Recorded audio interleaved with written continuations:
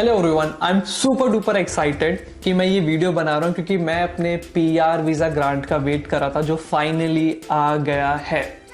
तो इस चैनल के अंदर मैंने बहुत पॉडकास्ट करे हैं जिसके अंदर मैं दूसरे माइग्रेंट्स की स्टोरी बताता हूँ। तो इस वीडियो में हम मेरे बारे में बात करेंगे कि कैसे मैं इंडिया से ऑस्ट्रेलिया आया, मैंने क्या स्ट्रैटेजी फॉलो करी पीआर के लिए, तो जिससे आप भी शायद वो फॉलो कर सकते हो और आप मेरी स्टोरी से रिलेट कर सकते हो। अगर पसंद आए तो लाइक कर देना, दोस्तों के साथ शेयर कर देना एंड सब्सक्राइब करना मत भूलना। तो शुरू करते हैं। मेरा नाम दक्ष शर्मा, मैं दिल्ली इंडिया से हूँ।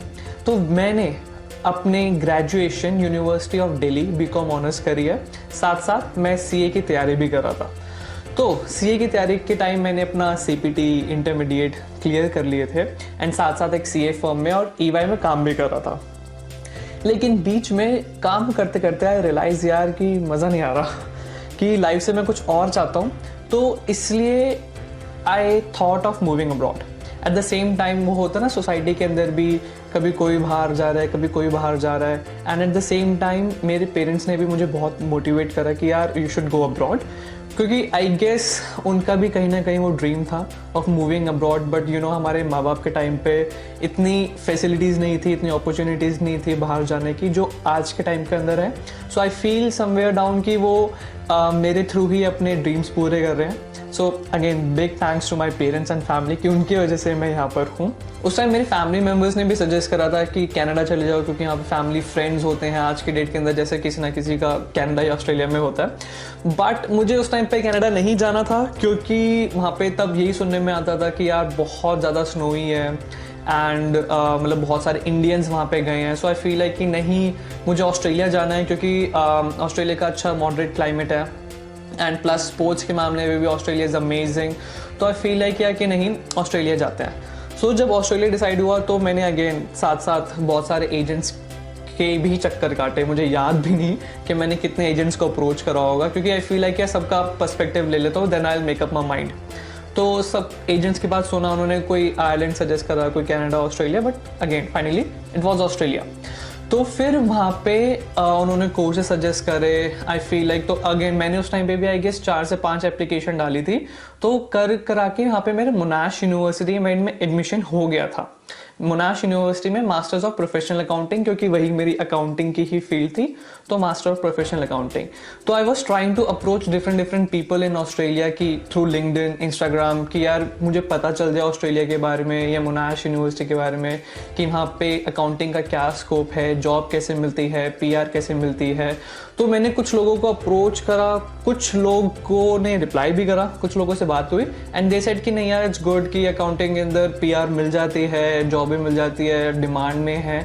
सो आई लाइक इट्स गुड यार, लाइक विन विन सिचुएशन है। मैं ऑस्ट्रेलिया जा रहा हूँ अकाउंटिंग के बेसिस पे, जॉब भी मिल जाएगी, पीआर भी मिल जाएगी, वेल एंड गुड। तो फिर उसके बाद हमने प्रोसेस शुरू करा। लाइक मैंने आइल्स दिया, स्कोर आ गया। देन उसके बाद हमने बाकी सारे डॉक्यूमेंट्स इकट्ठे करे कॉलेजेस से, जो भी हमें एसओपी लिखना था हमने एसओपी लिखा एंड सारी एप्लीकेशन लिख के हमने स्टूडेंट वीज़ा डाल दिया। एंड स्टूडेंट वीज़ा मेरा आई गेस 2 दिन में आ गया था। मैं इतनी जल्दी एक्सपेक्ट नहीं कर रहा था, बट इट वॉज सरप्राइजिंग कि यार इतनी जल्दी आ गया। मतलब ओके, मैं एक थोड़ा सा टाइम लगा उसको रियलाइज़ करने के अंदर। एंड मैंने उस टाइम पे घर पे पापा काम पे थे, पापा को कॉल करा कि पापा स्टूडेंट वीज़ा आ गया। पापा भी रोने लगे, because again it was very emotional and big thing कि पहली बार कोई यू नो फैमिली से बाहर जा रहा है। Then again we gather ourself, तो हमने शॉपिंग शुरू करी। लाइक फर्स्ट टाइम जा रहे थे, तो फिर वही बर्तन, कपड़े and all, bag and all सब लिया, लैपटॉप लिया। देन उसके बाद हम जा रहे हैं। मुझे उस टाइम तक फील नहीं हुआ कि यार मैं अकेले ऑस्ट्रेलिया जा रहा हूँ। बट पता नहीं क्यों, जब मैं एयरपोर्ट पहुँचने वाला था, गाड़ी में बैठा था, जब मैंने एयरपोर्ट देखा तब आई रियलाइज़ कि यार अकेले दूसरे कंट्री जा रहा हूँ। लाइक कोई भी नहीं है, सारे दोस्त, सारी फैमिली को छोड़ के मैं कैसे सर्वाइव करूँगा। तब मुझे हिट हुआ। मुझे ऐसा लगता है कि कहीं ना कहीं जो भी इंटरनेशनल स्टूडेंट जा रहा होता है, एक पॉइंट आता है जहाँ पे वो हिट करता है कि यार मैं अकेले कैसे करूँगा, क्या करूँगा, कुछ हो भी पाएगा नहीं हो पाएगा, विच इज़ वेरी नॉर्मल। जो है वो फीलिंग वो बहुत नॉर्मल है, बहुत कॉमन है। तो उसको आने दो, बट अपने आप पे वो इतना स्ट्रेस इतना हावी मत करने दो, क्योंकि हो जाएगा यार, काफ़ी लोगों का हुआ है तो आपका भी हो जाएगा। तो फाइनली हम फ्लाइट पकड़ी पहली बार एंड देन हम ऑस्ट्रेलिया लैंड हो गए। तो मैं जब ऑस्ट्रेलिया लैंड करा, मैं फर्स्ट मेलबर्न में लैंड हुआ था, तो फर्स्ट 1 वीक तक तो मैंने कुछ सोशल मीडिया पे अपलोड ही नहीं करा, क्योंकि मैं खुद एब्जॉर्ब करने की कोशिश कर रहा था कि फर्स्ट टाइम फॉरेन कंट्री आए हैं, कि भाई देख रहे हैं कि हो क्या रहा है यहाँ पे, अलग अलग लोग हैं, बिल्डिंग्स है, रूल्स है, रेगुलेशन है। तो पहले एक हफ्ता तो ऐसा होता है कि भाई समझने में कि कहाँ जाना है, कौन सी बस कौन सी ट्रेन पकड़नी है, कैसे पकड़नी है।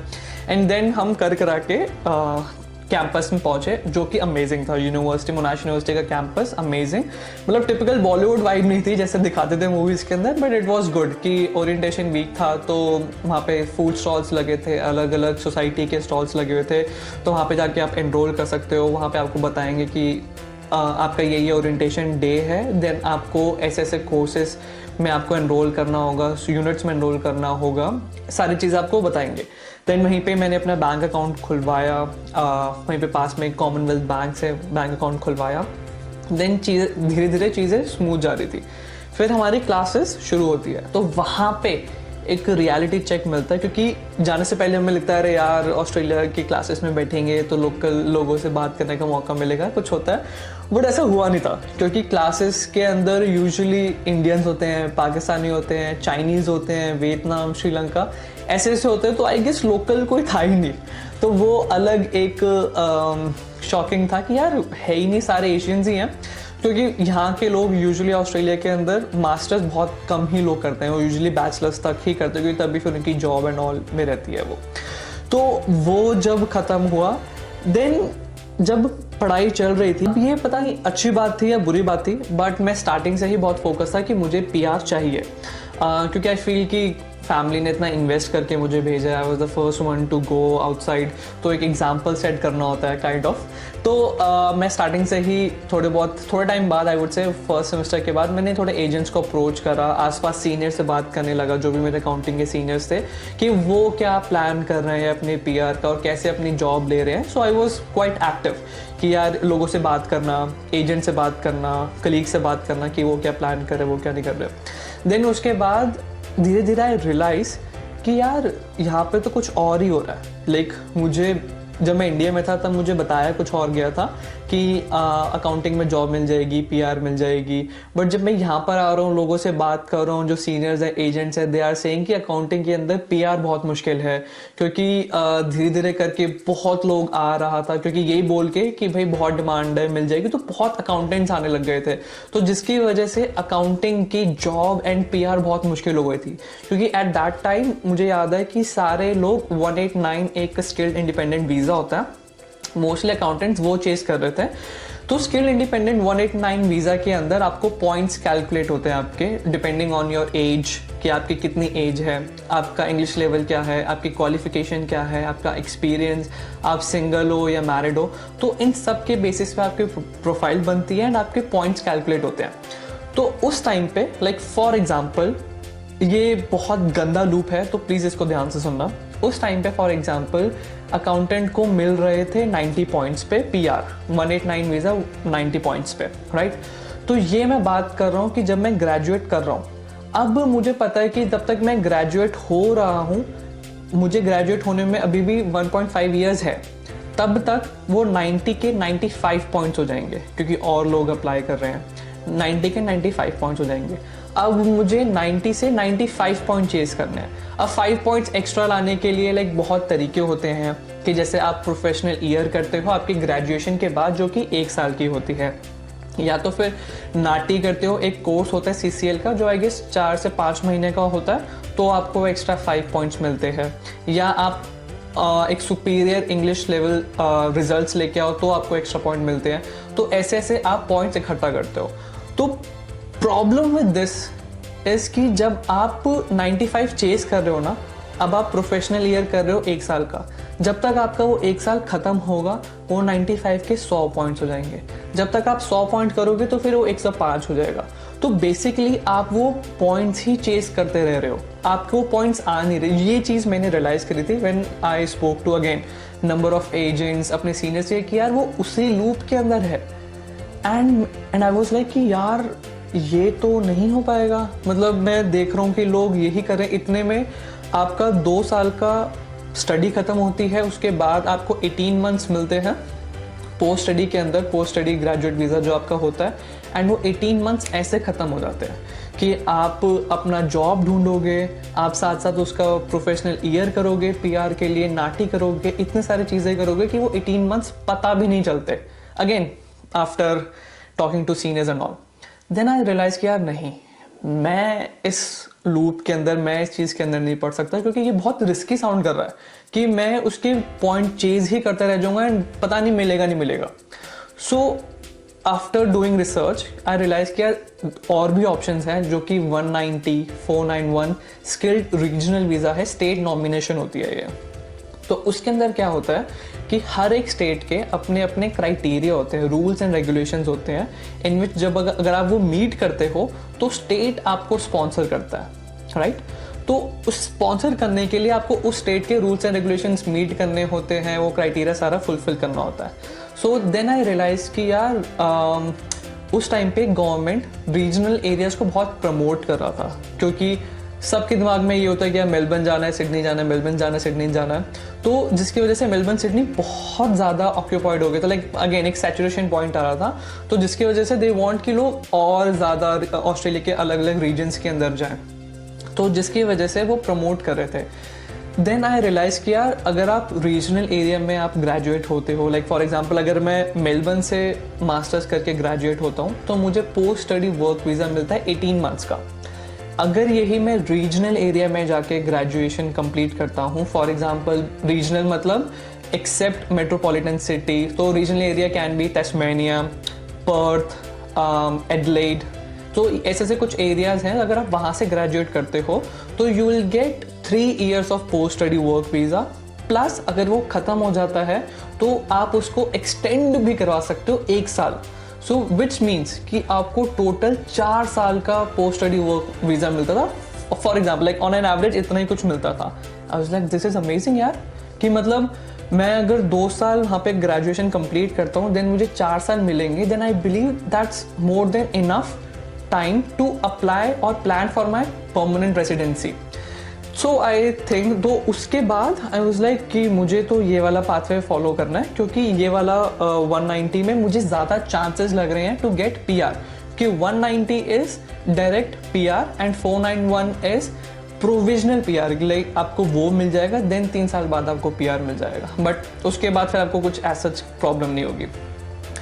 देन आई थिंक कि मुझे यार अब मोनाश से निकल के मुझे रीजनल में जाना पड़ेगा, क्योंकि no doubt Monash university is one of the best universities, like बहुत अच्छी रैंकिंग के अंदर आती है, बहुत मुश्किल से लोगों को एडमिशन्स मिलता है। एंड व्हेन आई एक्सप्रेस कि यार अपने फ्रेंड से बोला या फैमिली को बोला कि मैं सोच रहा हूँ कि मैं ये मोनाश यूनिवर्सिटी छोड़ के, मेलबर्न छोड़ के तस्मानिया मूव हो जाऊँ, तो अगेन एट दैट टाइम दोस्तों ने मुझे बहुत बोला कि यू आर डूइंग रॉन्ग, कि नहीं ऐसा नहीं निकलना चाहिए, बहुत अच्छी यूनिवर्सिटी है। एंड अगेन मेरे घर वाले भी थोड़े से अपसेट थे कि मैं अब ऐसे बीच में क्यों चेंज कर रहा हूँ, बट उनको एक ट्रस्ट था, they were like you know better, क्योंकि तू वहाँ पर रहता है, तू चीज़ें देख रहा है, तो तुझे पता है ज़्यादा कि क्या हो रहा है क्या नहीं हो रहा, so you make your own decision. तो फिर करा के अगेन रिसर्च करी, अलग अलग अब रिसर्च करी कि कौन से स्टेट में जाना है, कौन से रीजनल एरिया के अंदर जाना है। उस टाइम पे पता भी नहीं था कि तस्मानिया जैसी कोई स्टेट है, अभी भी बहुत लोगों को नहीं पता, क्योंकि जब मैं मेलबर्न आ गया था मुझे तब भी नहीं पता था इतना कि ऐसा कोई स्टेट होता है। तो मैं लोगों को कैसे बताता हूँ कि जैसे हमारा इंडिया है, इंडिया के नीचे एक छोटा सा लाइक छोटी सी कंट्री है श्रीलंका, तो ऐसे ही तस्मानिया है। ऑस्ट्रेलिया है, ऑस्ट्रेलिया के नीचे मेलबर्न के नीचे एक छोटा सा स्टेट बना हुआ है, वो है तस्मानिया, जो ऑस्ट्रेलिया का ही पार्ट है, ठीक है। तो वहाँ पे आई फील कि यार ये स्टेट ज़्यादा एक्सप्लोर्ड नहीं है, क्योंकि ऑब्वियसली जो जगह ज़्यादा एक्सप्लोर्ड नहीं है वहाँ पे थोड़े ज़्यादा चांसेस होंगे, वहाँ पे थोड़े ज़्यादा कम कंपटीशन होगा basically. So I feel, and agents ने भी कहा कि आप तस्मेनिया जा सकते हो। तस्मेनिया के देन आई वेबसाइट पे मैंने उनके रूल्स एंड रेगुलेशंस पढ़े कि उनकी 190 वीज़ा पीआर की क्या क्या रिक्वायरमेंट है। देन आई फील है कि हाँ ये मीट हो जाएगी, क्योंकि ये मैं बताऊंगा कि ये बहुत डिफरेंट होता है कि वेबसाइट के अंदर रिक्वायरमेंट प्लस जब आप चाहते हो उस जगह पे, वहाँ पे ग्राउंड रियलिटी में बहुत डिफरेंस होता है। कि रिक्वायरमेंट तो आपको बोल देगी कि यार आपकी क्वालिफिकेशन होनी चाहिए एंड आपकी 1 ईयर का एक्सपीरियंस होना चाहिए, एंड आपको लगता है हाँ यार क्वालिफिकेशन तो हो जाएगी, 1 साल का एक्सपीरियंस हो जाएगा, बट वो ये मेंशन करते हैं वेबसाइट के अंदर कि रिक्वायरमेंट गारंटी नहीं होती कि अगर आपने रिक्वायरमेंट मीट कर ली तो आपको पीआर भी मिल जाएगी, ये गारंटी नहीं होती। That is different, ground reality is different. तो करा के मैं तस्मेनिया आया। पहले तो अगेन बहुत डरा हुआ था, अगेन एक जगह छोड़ के दोबारा से नई जगह पे शुरू करना तस्मेनिया, वो भी रीजनल एरिया। बट पता है लोग जब भी रीजनल सुनते हैं, वर्ड सुनते हैं, बहुत डर जाते हैं, क्योंकि उनको लगता है कि यार गांव में जा रहा है। लाइक उनके दिमाग में वो टिपिकल इंडियन विलेज की वो सीन आ जाते हैं कि गाय भैंस या मतलब कि बिल्डिंग्स नहीं होगी, काम नहीं होगा टाइप्स, वैसा आ जाता है। बट ऐसा नहीं होता। मतलब यहाँ के रीजनल एरियाज भी इतने अच्छे, इतने डेवलप्ड, इतने प्यारे होते हैं कि आपको फील ही नहीं होता कि आप रीजनल एरिया में जा रहे होते हो। वो बस एक माइंडसेट बन जाता है कि यार रीजनल में जा रहे हैं, क्योंकि ऑब्वियसली अगर आप कंपेयर करोगे मेलबर्न सिडनी से तो less high rise building, less job opportunities, less थोड़ी छोटी कम्युनिटी होगी, बट इसका मतलब ये नहीं कि आप सर्वाइव नहीं कर सकते, आपको जॉब नहीं मिलेगी। तो क्योंकि स्टार्टिंग में मुझे बहुत डराया गया था, मैं खुद डर गया था, बट इवेंचुअली तस्मेनिया गए। यहाँ पे यूनिवर्सिटी ऑफ तस्मेनिया में मैंने ट्रांसफ़र लिया एंड यहाँ पे मैंने अपने मास्टर्स ऑफ प्रोफेशनल अकाउंटिंग शुरू करी। सी द पॉइंट इज कि ऐसा नहीं है कि मोनाश यूनिवर्सिटी नहीं जाना चाहिए या यहाँ पे मास्टर्स ऑफ प्रोफेशनल अकाउंटिंग नहीं करनी चाहिए। द पॉइंट इज कि आई फील मेरी प्रोफाइल के हिसाब से मुझे जो चाहिए, मुझे पीआर चाहिए, वो मोनाश यूनिवर्सिटी नहीं दे पाएगी। दैट्स द रीज़न मैं मोनाश यूनिवर्सिटी से यूनिवर्सिटी ऑफ तस्मेनिया आया था। It can be different for your profile, तो आप कॉपी पेस्ट नहीं करना है। सो देन यहाँ पे जब मैं मोनाश यूनिवर्सिटी ऑफ तस्मेनिया में पढ़ रहा था तो यहाँ पे भी एक इंटरेस्टिंग स्टोरी है। सो जब रिसर्च करी थी, जब पता चल रहा था कि तस्मेनिया के अंदर जब आप यूनिवर्सिटी से ग्रेजुएट हो जाओगे तो आपको 190 नॉमिनेशन मिल जाएगा, क्योंकि अगेन उस टाइम पे इतना कंपटीशन नहीं था, इतना लोग आ नहीं रहा था। तो जैसे जैसे मुझे 2 साल हो रहे थे मेरे मास्टर्स कंप्लीट करते करते, तो मीनवाइल रिक्वायरमेंट्स थोड़ी सी स्ट्रिक्ट होती गई, क्योंकि ऑब्वियसली थोड़े और लोग आते गए। जैसे पहले ये था कि अगर आप ग्रेजुएट हो जाते हो तो आपको 190 मिल जाता था। फिर उसके बाद ऐसा है कि आप ग्रेजुएट हो रहे हो लेकिन कोई भी आपके पास अनस्किल्ड या स्किल्ड जॉब होनी चाहिए, ओके।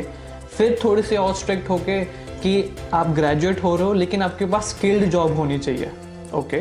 देन उसके बाद थोड़ा सा और स्ट्रिक्ट होके कि आप ग्रेजुएट हो रहे हो, आपकी जो स्किल असेसमेंट है, जो नॉमिनेटेड ऑक्यूपेशन है, तो उससे रिलेटेड आपकी स्किल जॉब होनी चाहिए, लाइक स्किल लेवल 1 to 3 के अंदर आनी चाहिए। तो ऐसे ऐसे धीरे धीरे रिक्वायरमेंट स्ट्रिक्ट होती रहती है। सो इसलिए मैंने फर्स्ट प्लेस पे ये चीज़ बोली थी कि कोई भी एक जगह का सैचुरेशन होता है जहाँ पे बहुत ज़्यादा कॉम्पिटिशन बढ़ जाता है, तो रिक्वायरमेंट्स थोड़े थोड़े स्ट्रिक्ट होते रहते हैं इवेंचुअली। तो मेरे टाइम के अंदर जब मैं ग्रेजुएट हुआ, देन मुझे लकीली एक मेडिकल क्लिनिक के अंदर मुझे जॉब मिल गई थी एज ए एडमिनिस्ट्रेशन, जिसके अंदर वो जो बेसिक ड्यूटीज़ होती है लाइक बुकिंग और scheduling, patient appointments, handling, doctors diary, पूरा उसका ये सब। एंड मेरे पास अकाउंटिंग का एक्सपीरियंस भी था, so they gave me more responsibility की bank reconciliation, debtors management, cash balance maintain करना, ऐसे करके। एंड माई एम्प्लॉयज़ वो रियली गुड, बहुत अच्छे थे वो, because they help me with the documents, कि जो भी मुझे डॉक्यूमेंट्स चाहिए थे they help me with that. So side by side I was making my file ready for the visa. So तब मैंने अगेन एजेंट से बात करना शुरू करी जो यहाँ पर थे। तो यहाँ पे थे सुरिंदर सिंह जो इंस्पायर एजुकेशन से है, हमारा एजेंट है। तो उनके साथ मैंने अपनी फ़ाइल डाली, उन्होंने मुझे हेल्प करा, पूरा प्रोसेस एक्सप्लेन करा कि कैसे कैसे आप अप्लाई कर सकते हो, कौन से डॉक्यूमेंट्स मुझे अरेंज करने हैं। तो उनके साथ मिल के मैंने फिर से अपना PTE इंग्लिश टेस्ट दिया, उसका रिज़ल्ट आया। फिर स्किल असेसमेंट अप्लाई करा। सो बेसिकली कोई भी आपको स्किल्ड वीज़ा अप्लाई करने से पहले आपको स्किल असेसमेंट चाहिए होता है, जो हर ऑक्यूपेशन का अपनी एक बॉडी होती है। तो for example accounting skill assessment के लिए आप CPA या IPA के अंडर अपनी स्किल असेसमेंट ले सकते हो। तो मेरे लिए स्किल असेसमेंट के लिए बहुत बेसिक रिक्वायरमेंट थी। अकाउंटिंग की बहुत ईजी होती है कि आपको क्वालिफिकेशन चाहिए होती है, प्लस अपने इंग्लिश के अंदर आपको 7H चाहिए होता है, जो कि मेरा आ गया। उसके बाद मेरा स्किल असेसमेंट भी आ गया। Then we applied for the nomination, कि मैंने अपने स्किल असेसमेंट डाल दिए, अपने क्वालिफिकेशन के डॉक्यूमेंट्स डाल दिए, अपने एम्प्लॉयमेंट के सारे डॉक्यूमेंट्स डाल दिए। तो सब कर करा के देन आपने एप्लीकेशन तो डाल दी। अब उसके बाद आप रोज़ वेट करते हो कि अब आएगा, क्योंकि आप रोज़ फिर ईमेल चेक कर रहे हो कि यार शायद आज आ जाए ईमेल, शायद आज PR आ गई होगी। कोई भी ईमेल का नोटिफिकेशन आता सबसे पहले आप खोल के देखते हो कि क्या आया नहीं आया, रिजेक्शन आया। उस टाइम पे आप आसपास के दोस्तों से भी पता कर रहे होते हो कि यार किसका नॉमिनेशन आया, उसकी क्या फ़ाइल थी, कि अगर वो शेफ़ का बंदा है तो कितने टाइम में उसका आया। कि उस टाइम पे बस यही चल रहा होता है कि यार कब आएगा, आज आ जाए, कल आ जाए। तो आपका सारा ध्यान ही उस टाइम पे बस यही होता है कि कब ईमेल आएगी। देन इवेंचुअली जब वो ईमेल आई तो अगेन अमेजिंग, मतलब I don't know how to express in words, but जब वो नॉमिनेशन की ईमेल आई तो आई वॉज सो हैप्पी कि जितना सब कुछ प्लान करा था, स्ट्रैटेजी बनाई थी, मूव करा था एक जगह से दूसरी जगह, मतलब वो सारा रिस्क, सारा at the and I feel कि यार सब वर्थ इट था। सब कुछ उस ईमेल ने प्रूव कर दिया कि हाँ भाई, जो भी तूने सोचा था करा था वो चीज़ हो गई है। अब नॉमिनेशन आ गया है एंड बट अभी सीन यहाँ पे ख़त्म नहीं हुआ, क्योंकि state nomination is different. Nomination is state आपको नॉमिनेट कर रही है that you can apply for visa आपको वही इमी होम अफेयर्स जो सेंट्रल गवर्नमेंट होती है वो देती है। अब आप होम अफेयर्स पे अपना पुलिस चेक ये सब करवाते हो, देन आप अपनी वीज़ा के लिए डालते हो। I applied for 190 visa. अब जब मैंने अप्लाई करा था तो फिर उसका प्रोसेसिंग टाइम होता है, हर एक वीज़ा के अपने अपने प्रोसेसिंग टाइम होते हैं। तो 190 processing time was 6 months. I was like okay, मस्त है। अभी मैंने अप्लाई करा, 6 महीने में आ जाएगा। अब 6 महीने में आ जाएगा, then people will start planning, किया 6 महीने में आ जाएगा, अच्छा तो मैं ये करूँगा, मैं घर लूँगा, ये करूँगा, वो करूँगा। हर कोई जो यूजुअली अपने प्लान्स बनाता है। बट जैसे जैसे 1-2 महीने हुए, वो 6 महीने के 12 महीने हो गए कि अब 12 महीने में वीज़ा आएगा। आई वाज लाइक चलो कोई नहीं, क्योंकि अब ये हाथ में तो है नहीं, किसी के हाथ में नहीं है। अब जो एमी होम अफेयर्स देगा जब देगा, ठीक है। 12 महीने हो गए। अब फिर करते करते वो 18 महीने हो गए, मतलब ऑलमोस्ट, मतलब ऑब्वियसली साल से ज़्यादा, कि 1.5 साल बाद आपका वीज़ा आएगा। सो बेसिकली कि जब तक आपका वीज़ा नहीं आता तब तक आप ऑब्वियसली होम लोन नहीं ले सकते। मतलब आपका 90% काम तो हो गया है, आपको नॉमिनेशन मिल गई है, लेकिन वीज़ा नहीं आया ना। जब तक वीज़ा नहीं आया तो आपके वो राइट्स शुरू नहीं होते। तो उस टाइम पे भी again every time you like यार अब ईमेल आएगा, कब आएगा वीज़ा ग्रांट, इतना टाइम हो गया है। मतलब घर वाले भी पूछते थे, तूने तो कहा था 12 महीने में आ जाएगा। इट वाज लाइक यार सोचा तो यही था 12 महीने में आ जाएगा, बट प्रोसेसिंग टाइम डिले हो रहा, तो उसमें वो किसी का लाइक सही नहीं होता। बट फिर अक्टूबर के अंदर वो आया एंड वो अप्रॉक्स 17 महीने 10 दिन बाद, ऐसा कुछ, जब मैंने अप्लाई करा था उसके 17 महीने 10 दिन बाद जाके वो ईमेल आया, अगेन गोल्डन ईमेल, जिसके अंदर वो 190 वीज़ा ग्रांट दक्ष शर्मा लिखा हुआ था। एंड वो फील ऐसी थी कि मतलब उस टाइम पे तुम्हारा डे 1 जो तुम ऑस्ट्रेलिया लैंड कर रहे होते हो से लेकर तुम्हारी तब तक की जो जर्नी होती है वो माइंड में सारी रिवाइंड हो जाती है। या कि तुम कैसे आए थे, तुम कैसे डरे हुए थे, कैसे सहमे हुए से थे कि क्या होगा, काम मिलेगा नहीं मिलेगा। एंड धीरे धीरे करते तुमने अपनी पढ़ाई ख़त्म करी, जॉब करी, एंड आज वो दिन आ गया कि तुम्हें PR मिल रही है। तो अमेजिंग, मतलब बहुत ही बड़े दिन था वो, बहुत ही बड़ा टाइम था। अगेन जैसे ही वो आया तभी घर पे कॉन्फ्रेंस पे वीडियो कॉल करी सबको, फिर अगेन वही सबको, तो थैंक्स बोला कि क्योंकि अगेन उनकी वजह से मैं ऑस्ट्रेलिया में हूँ। तो it was very emotional moment कि हाँ यार फाइनली PR आ गया है, and my parents and every one was so happy, so proud कि यार हाँ फाइनली वो चीज़ अचीव हो गई है जिसके लिए इतनी मेहनत करी, इतना स्ट्रगल करा। अभी भी कभी मैं उस दिन के बारे में सोचता हूँ तो आई वाज लाइक कि वाओ यार, कभी कभी इतना से खुद को इतना अच्छा फील होता है कि हाँ यार अब हम वो इंटरनेशनल स्टूडेंट नहीं हैं, हम ऑस्ट्रेलियन परमानेंट रेसिडेंट हैं। तो ये थी यार मेरी जर्नी, ये थी मेरी स्टोरी। आई फील कि again it's not like that आपको भी वो मेरी जर्नी कॉपी पेस्ट करनी है। It totally depend on your file, what's your target is, what's your strategy is. ये बस पॉइंट था कि ऐसा ऐसा होता है, क्योंकि अब रूल्स एंड रेगुलेशंस अलग है, अब सिचुएशंस अलग है। फॉर एग्जांपल कि पहले के टाइम पे लोग ऐसा करते थे कि जब उनका TR ख़त्म हो जाता था तो वो फिर से स्टूडेंट वीज़ा पे स्टूडेंट वीज़ा बार बार लगाते रहते थे just to stay in Australia, अपना टाइम फ्रेम बढ़ाने के लिए। बट अब ऑस्ट्रेलिया गवर्नमेंट ने दोबारा से स्टूडेंट वीज़ा बैन कर दिया है कि अगर आपका TR ख़त्म हो गया उसके बाद आप दोबारा से स्टूडेंट वीज़ा नहीं लगा सकते। तो इसलिए अब चीज़ें थोड़ी सी और स्ट्रिक्ट हो गई हैं। तो इसलिए अब आपको थोड़ा सा और अच्छे से स्ट्रैटेजी बनानी है कि यार मैं कैसे विद इन अपने पोस्ट ग्रेजुएट वर्क वीज़ा के अंदर अपना PR ले सकता हूँ, राइट। सो ये थी मेरी journey, and again thank you for everyone who has put efforts और ब्लेसिंग कि फाइनली मुझे PR मिला। And thank you for watching this video. अगर पसंद आए तो प्लीज़ लाइक कर देना, शेयर कर लेना एंड सब्सक्राइब करना मत भूलना। Thank you so much. See या।